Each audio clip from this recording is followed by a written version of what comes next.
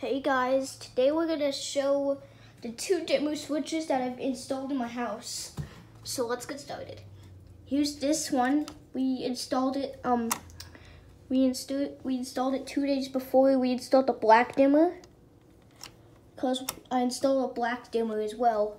So yeah, it's one of these dimmers in the bathroom.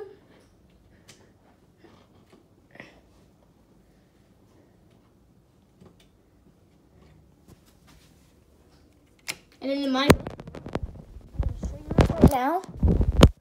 It's this black one. I'm gonna show you better. Turn on these ones. Here it is.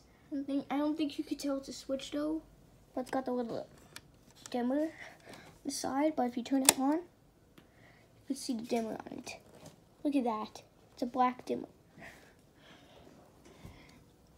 This is a pretty nice dimmer switch.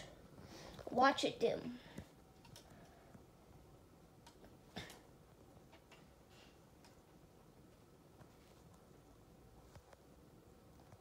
Yeah. You can see it's the same exact thing as the bathroom, except it's flat. It's one of those flat ones that we've installed.